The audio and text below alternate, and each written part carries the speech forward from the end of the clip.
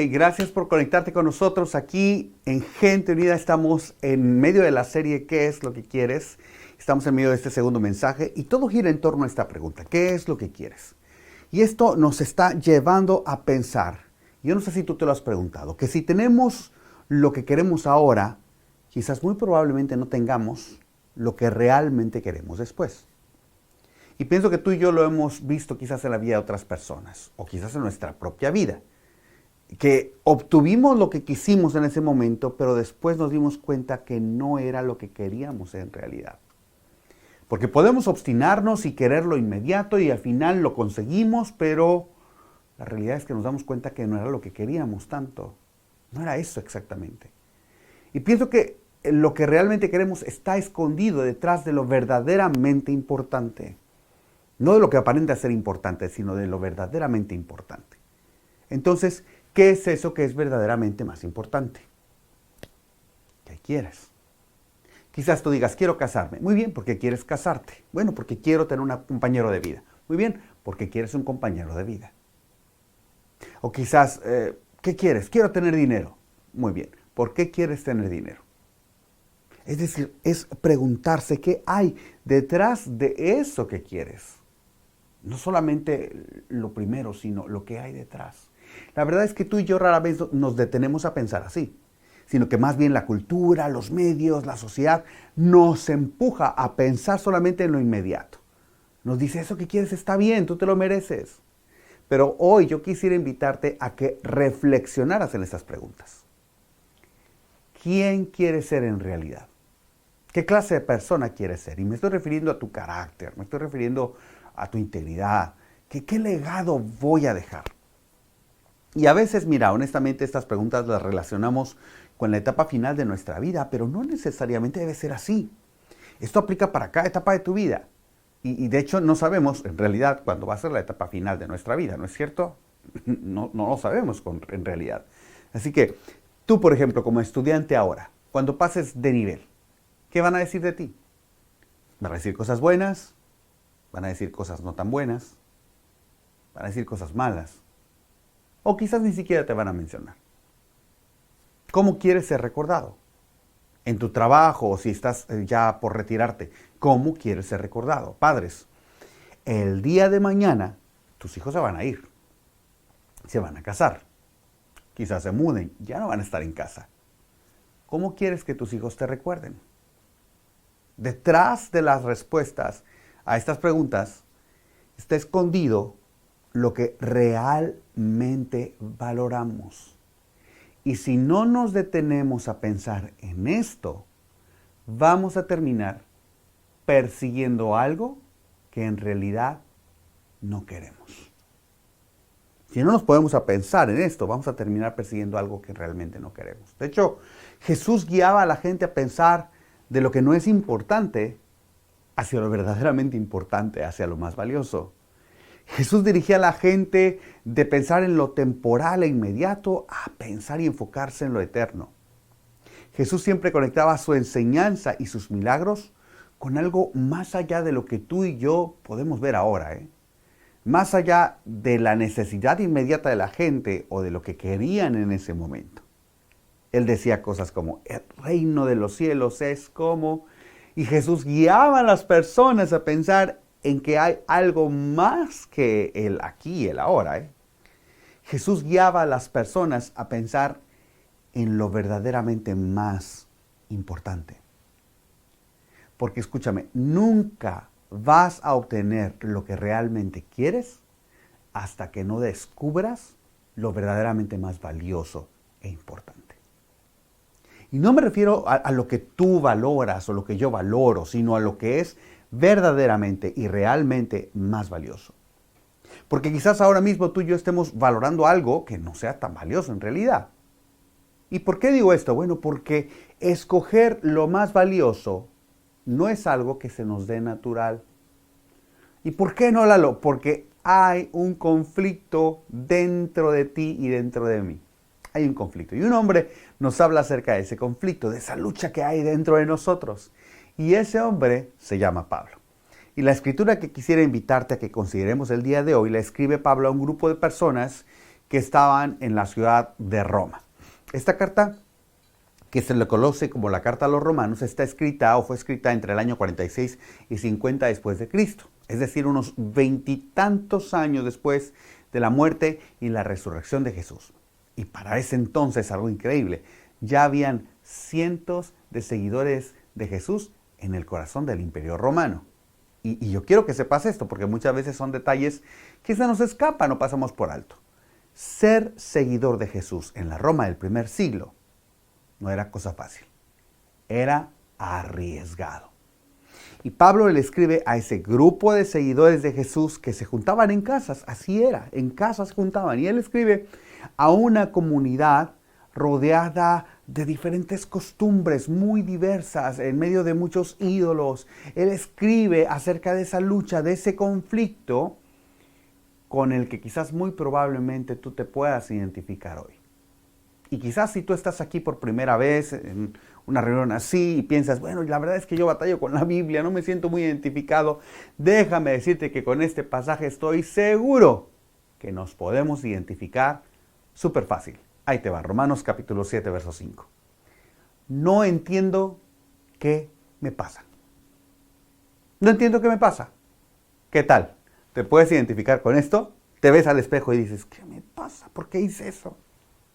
¿No? ¿Por qué me comí eso? ¿Por qué le respondí? ¿Por qué contesté? ¿Por qué fui a ese lugar? ¿Por qué vi eso?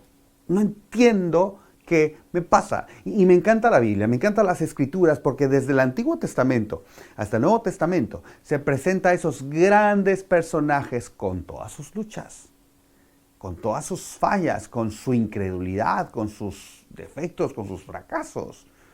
Y Pablo aquí está siendo vulnerable. ¿Saben qué? Hay un conflicto dentro de mí entre lo verdaderamente más importante y mi naturaleza. Verso 15. No entiendo qué me pasa, pues no hago lo que quiero, sino lo que aborrezco. Pablo está diciendo, eso que no quiero hacer, eso que aborrezco, es lo que termino haciendo. ¿Y sabes qué sucede? Que cuando las personas terminan haciendo constantemente lo que no quieren hacer constantemente, terminan odiándose a sí mismas. Y yo no sé, quizás haya alguna persona aquí conectada o que nos esté viendo que se sienta de esa manera. Que dice, bueno, es que de verdad, si tú supieras con lo que yo estoy luchando. Hay momentos en los que yo me detengo a pensar y pienso, wow, me detengo a pensar y digo, es que estoy muy mal. Estoy muy mal, no entiendo qué me pasa. Y esa es la lucha de la que Pablo está hablando. Pablo continúa, verso 16. Y si hago lo que no quiero hacer, compruebo entonces que la ley es buena, Romanos 7, 16. Es decir, el problema no es la ley, el problema soy yo. Las normas, las reglas y principios que Dios nos dio son buenos. Pablo, como un experto en la ley, se sujetaba a la ley mosaica. Pablo era fariseo de fariseos. Pero Pablo está diciendo, sencillamente no puedo.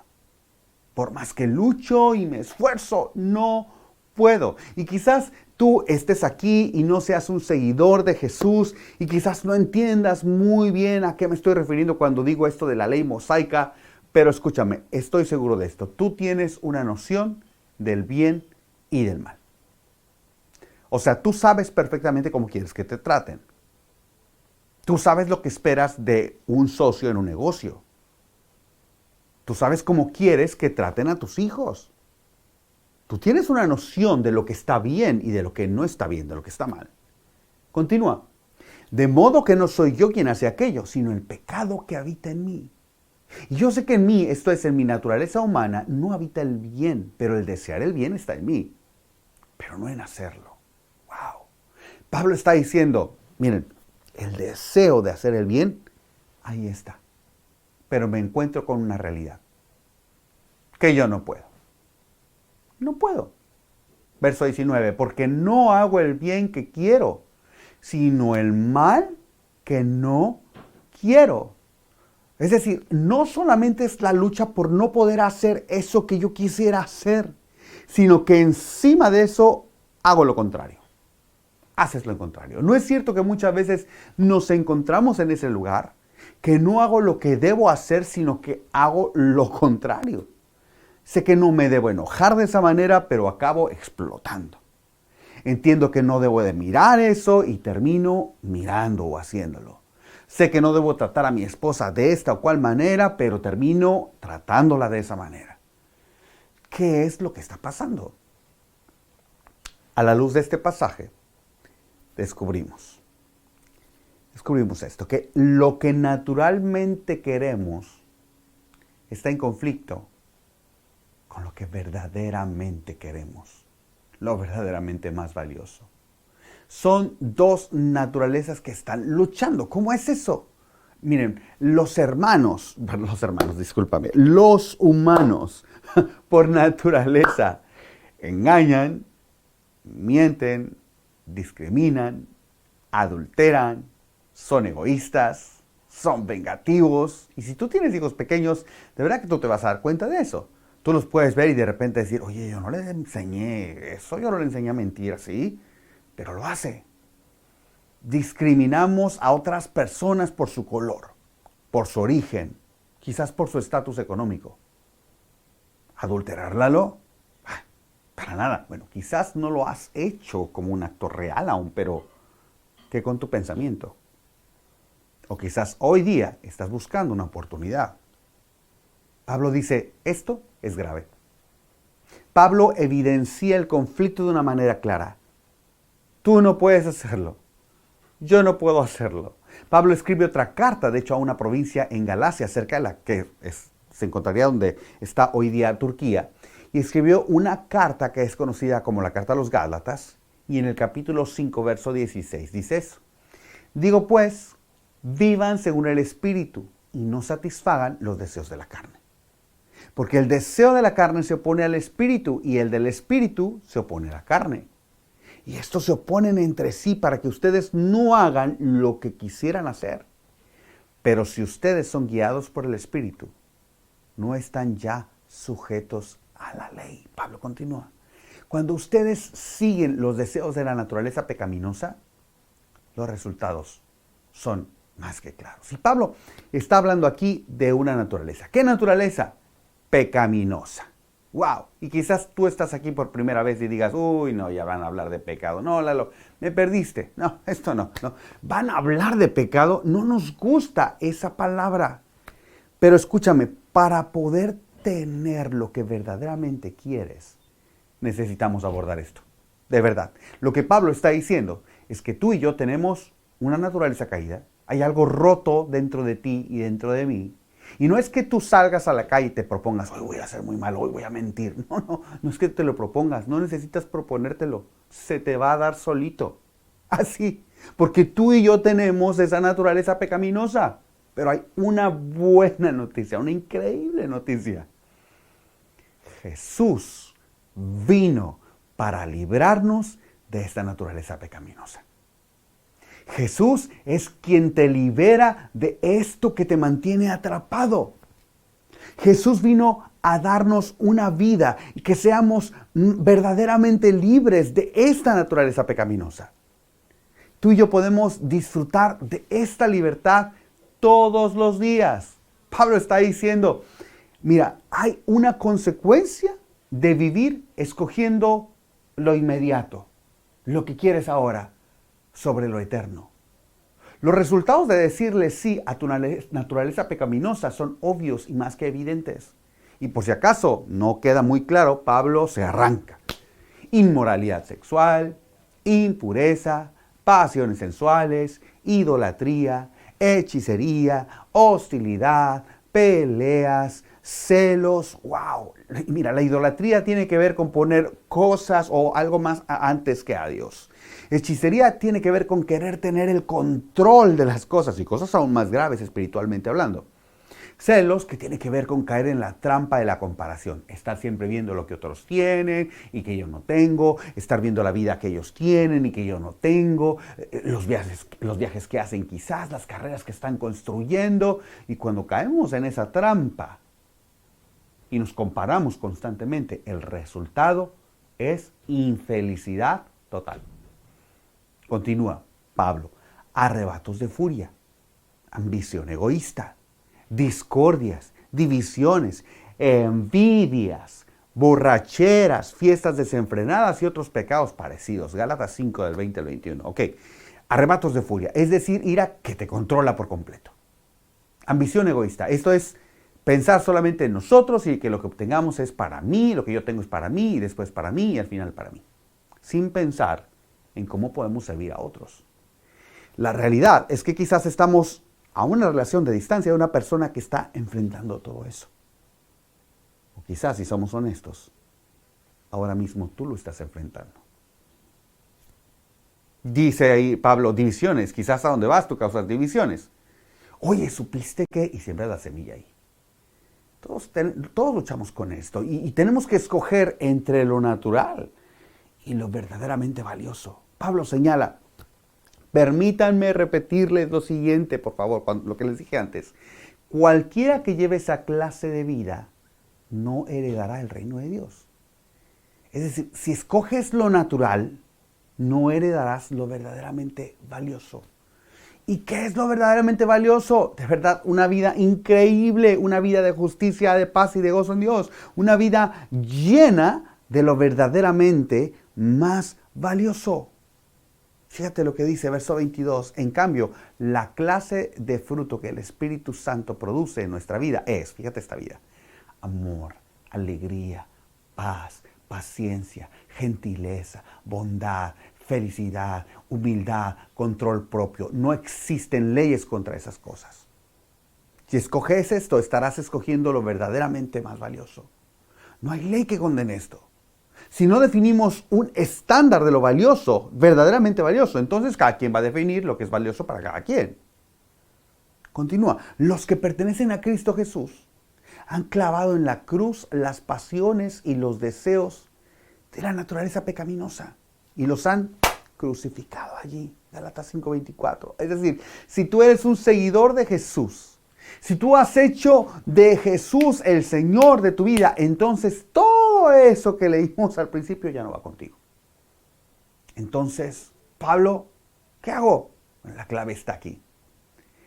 Ya que vivimos por el Espíritu, sigamos la guía del Espíritu en cada aspecto de nuestra vida. No nos hagamos vanidosos, ni nos provoquemos unos a otros, ni tengamos envidias unos de otros. Sigamos la guía del Espíritu en cada aspecto de nuestra vida. Porque el Espíritu nos guiará a lo verdaderamente más valioso. Así que de otra vez a la pregunta, ¿qué es lo que realmente quieres? Es algo que solamente descubrirás en Dios. Y sabes que Dios diseñó una estrategia, un plan para ti, para mí, para vivir en ese plan y experimentar esa vida que Él quiere que vivamos diariamente. Y vamos a ver esa estrategia. Pero, ¿recuerdas que la semana pasada vimos una carta que escribió Santiago? ¿Te acuerdas Santiago capítulo 1, verso 14? La tentación viene de nuestros propios deseos, los cuales nos seducen y nos arrastran. Tú quieres lo mejor, tú quieres finanzas sanas, quieres un matrimonio fuerte, quieres construir unas relaciones sólidas, tú quieres una vida saludable. Pero entonces llega ese pan dulce y te seduce y te arrastra. Bueno, no sé, hablando en serio, quizás yo quería ese matrimonio espectacular, pero llegó esa oportunidad, llegó esa mujer y me dejé seducir y arrastrar. Y te arrastró. Y tú y yo podemos dejarnos arrastrar por oportunidades. Yo sé que podemos llegar a saber lo que es realmente importante, pero me encuentro como Pablo luchando con esto otro. Por eso Santiago dice, de esos deseos nacen los actos pecaminosos y el pecado, cuando se deja crecer, da a luz la muerte. Santiago está diciendo, amigos, el pecado destruye. Al principio pareciera como, quizás puedas pensar, no, es que no está pasando nada, no hay peligro en realidad, pero al final, escúchame, destruye y mata. Mata relaciones, mata sueños, mata matrimonios, mata familias. dice el apóstol Pablo. No se dejen engañar. Nadie puede burlarse de la justicia de Dios. Siempre se cosecha lo que se siembra. Los que viven solo para satisfacer los deseos de su propia naturaleza pecaminosa cosecharán de esa naturaleza destrucción y muerte. Pero los que viven para agradar al Espíritu cosecharán vida eterna. El pecado destruye futuro. El pecado destruye tu futuro, mata relaciones, destruye familias. Por eso es súper importante tener claro esto. Y me encanta lo que vamos a abordar ahora. Y con esto voy a cerrar. Santiago capítulo 1, verso 16. Así que no se dejen engañar. No se dejen engañar. Es como si Santiago viniera 2000 años después y nos dijera, ¡hey, despierta! No te dejes engañar. Jóvenes, no se dejen engañar. No se dejen engañar pensando que lo que hacen hoy no tendrá ningún impacto en el futuro. Pensando en que la manera en cómo manejas tu sexualidad realmente no afecta. Realmente no tiene importancia. Claro que afecta. Parejas, matrimonios, no se dejen engañar, que descuiden su relación por tratar de obtener más cosas que porque necesitamos y tenemos estas metas y están corriendo y desvelándose para obtener cosas y después se dan cuenta que no era lo verdaderamente más importante. Hombres que viajan, no se dejen engañar, sobre todo cuando esas parejas que están quizás, y me quiero referir a esas parejas que están pasando ahora por situaciones de tensión. No se dejen engañar porque la tentación va a venir. Te vas a dejar arrastrar. Santiago sabía lo fácil que es engañarnos. ¿Sabes por qué nos engañamos? Porque tú y yo fácilmente nos justificamos. No es eso. Llega alguien y te dice, oye, eso no está bien. Y tú y yo rápidamente respondemos, claro que no es así como dices. No, yo estoy bien, no pasó nada. Claro que no tiene nada de malo. Yo he visto muchas personas que se han dejado engañar así. Y terminan en un lugar en donde nunca quisieron estar. Así que, ¿qué es lo que realmente quieres? ¿Qué te está arrastrando? ¿Hasta cuándo vas a permitir que eso que naturalmente quieres te arrastre y te aleje de lo que realmente quieres? Toma una decisión hoy. Pero no decidas en base a lo temporal, decide en base a lo eterno. Déjate guiar no por la naturaleza que quiere lo inmediato, sino por el Espíritu que persigue lo verdaderamente más valioso, que persigue lo que da vida, que persigue lo eterno.